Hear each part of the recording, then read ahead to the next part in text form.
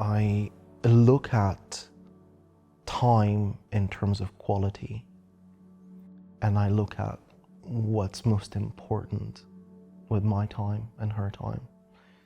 So instead of doing what I always thought was the helpful thing and take action and be away and work and do and go, I've now calmed down significantly. I've put these things in the background, and I've created an atmosphere around myself where I have people that understand and support a life of quality, but also of more peace and patience and understanding and slowness, in order to allow me, for me, but also her for her, to have as much meaning within that time as possible.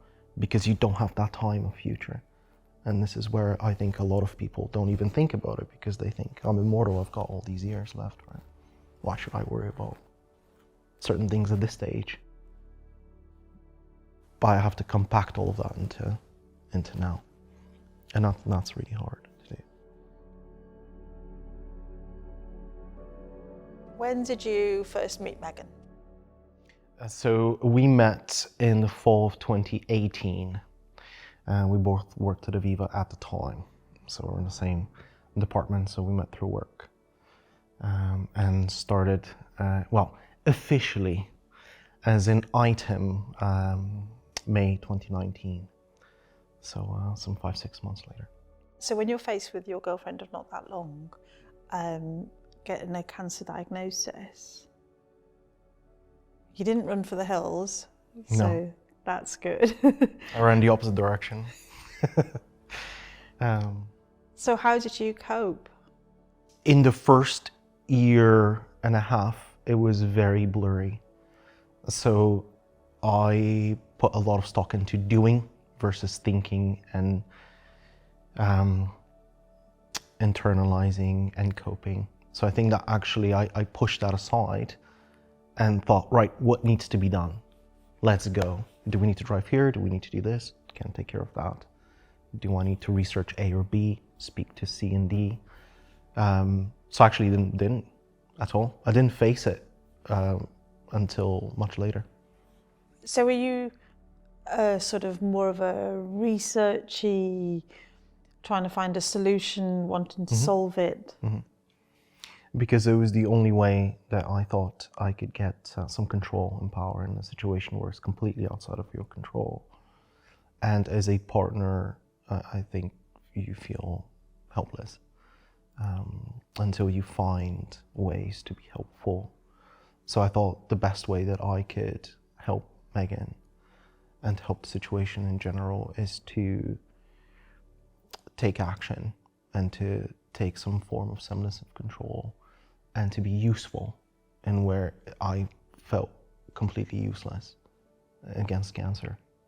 Megan's got the appointments, she's got the nurse, who do you have?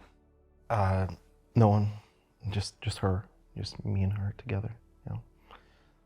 But then, so you're alone with your thoughts, with your fears, with the stress and anxiety of it, and you're wanting to support her as best as possible.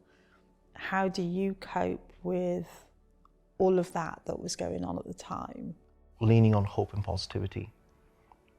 If I just do this for this 1 year, for these 6 months, or if we go through this, it's all going to improve. And initially, yeah, it was looking very good until it got a lot worse. The other thing that I would do is I would speak to a couple of my sort of trusted friends. Not tell them the full picture of things because, of course, I don't really know, didn't at the time know how to talk about it, but tell them how I feel. So I had a little bit of support there, but also kept to a strong sense of hope and positivity to take us forward. Keeping positive in that situation must be exhausting. Very, yeah. And that's why I reached a point where that came back for me. After a few years, I realized this is not a sustainable mental position to be in. And I learned by opening up to myself and how I felt about it, and to be able to share and talk to other people about it, I was able to start building support pillars. And then she gets the terminal diagnosis. Yeah. Do you remember that day? Yes, yeah. It's it almost felt like a punch in the gut, because it was we were in a position where things have been stabilizing, and we're considering and planning for things for the new year, etc., etc. And it felt like everything that we've done and everything that we've gone through, now we need to find another level on this. And I found it really hard to envision that in the beginning. For you, how do you face the future? One day at a time. Yeah. Being in the present moment, taking time and celebrating moment as much as possible. Being aware that the future is not the same as the present, and having an understanding that there will come a point where she won't be with me. So apologies. Yeah, I'm all right. Okay. Still quite difficult for me to talk about this stuff, you know. It would have been impossible for me to face this sort of thing 2 years ago. It would have been too painful. It's difficult. I mean, in one way you want to enjoy every moment now, but for your mental health, for your survival, do you also have to plan that future without Megan? I have to have those thoughts. I have to be cognizant that there will be a time in my life where she won't be here, and so what would that look like? Yeah, so that's one of the main topics that I've been trying to have a conversation with myself a little bit, but also with a professional help in that sense, because I don't know what that looks like, because I can't accept it. I'm not at any of that stage of acceptance that that's the case, but I'm getting better at thinking about it a little bit. Do you think that you're almost grieving before you're grieving? Yeah. Yeah. I don't know if this would make sense, but it's like living like a double agent life, or like like you're a bit split, and where you pay sometimes your mind goes into this side, and then other times your mind's going into the present side of things. So it's sometimes difficult to reconcile the two. So you feel like you're not really sometimes living in either, just in the middle. Do you feel that sometimes there's almost a guilt when your mind slips into that after Megan's stage? Yeah. Yeah, because I don't want that to ever happen. To me, that's not an option or something I'd like to entertain. So when I do entertain it, yeah, it feels like you're betraying something, you know. So what matters most to you when it's coming towards the end of the time for Megan? Experience together, time, memories, and light.